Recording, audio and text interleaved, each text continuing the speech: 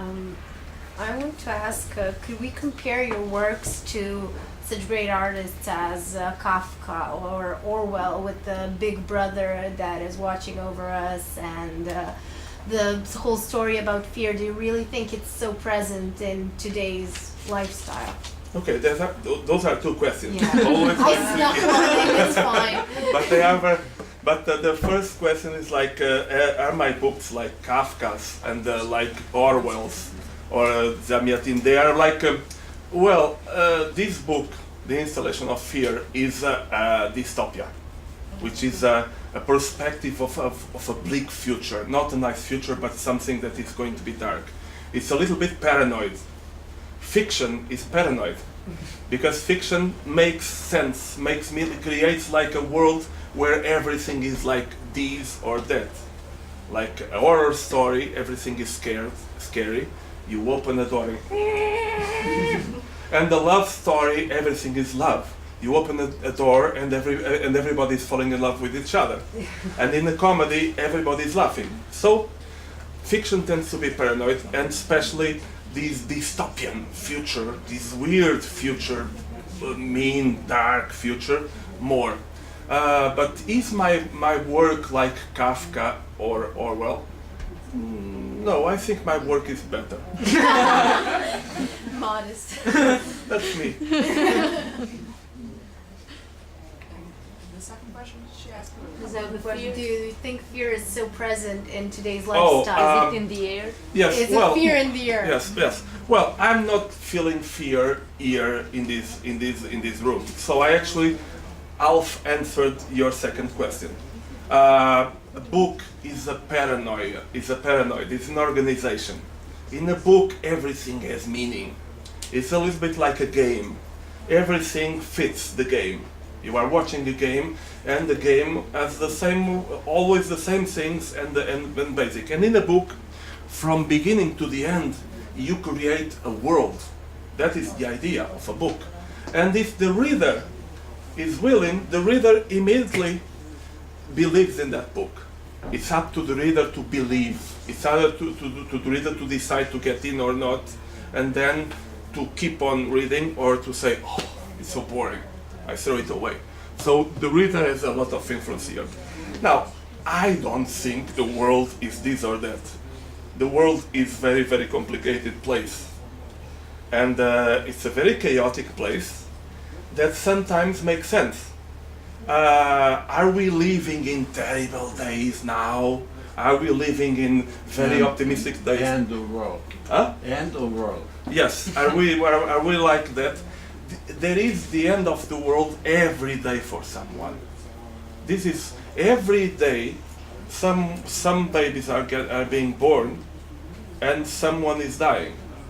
In the most happy of moments, like when a football team wins, there is someone who dies that day. Sometimes of happiness. Oh, my team won. So there are terrible stories. I'm going to tell you a terrible story that may haunt your dreams. It is a true story. One day, Brazil won the World Cup, and there was this man. Brazilians, they love their football. They are like Portuguese or Serbians, like that. And so there was this man holding his baby on his arms when Brazil scored the winning goal, and he did. Wah! Oh God. So, I don't think it is nice at your age to start thinking that the future is doomed or not. You will face problems as every generation has faced all over the earth.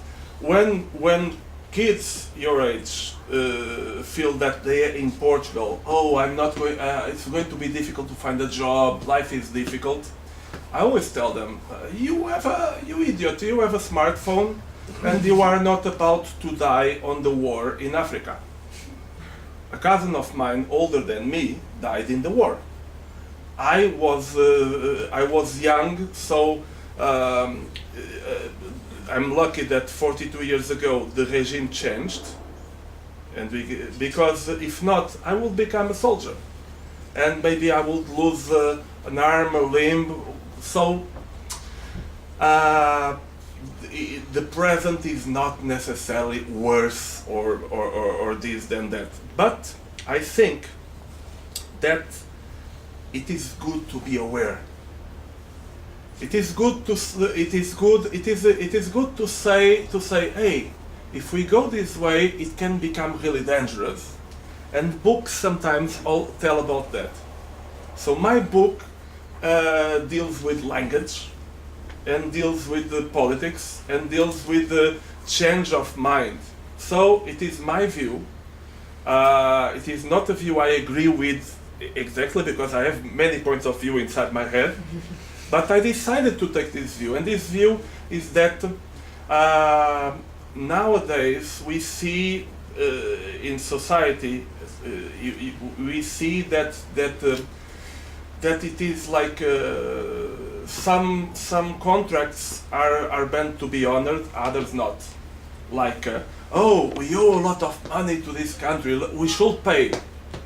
And in order to pay, we are not going to honor this contract with these other people.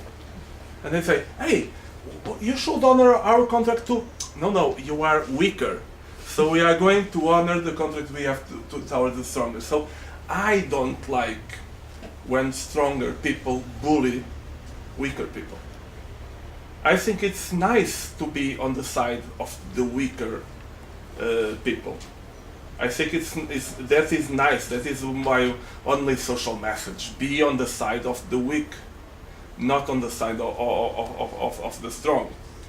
And of course, it's a little bit stupid to be on the side of the weak. It's much better to be on the side of the strongest. In a way, it's much smarter, but it's much more unpleasant too. So my message is always a little bit like this, like try to be critic about life, try to have an open mind. You can feed that mind, because an open mind needs a lot of food. And you can feed your mind with junk food sometimes, but not always. Because if you only eat junk food, it will be bad for your body and bad for your brain. So sometimes you need to vary. And I think that we live in times that bring us to a sort of unique mind. This is the only frame. This is the only way. There is no alternative. And of course, books tell us that the story of humankind is that there is always alternative. But sometimes you are tricked into going. You are tricked into a decision, and you are tricked, especially when you have problems with you have like two choices. You have now, please, you decide. You tell me now, which color is the good color? Is it red or green? Come on. You. Red. Why not yellow or orange? Oh God.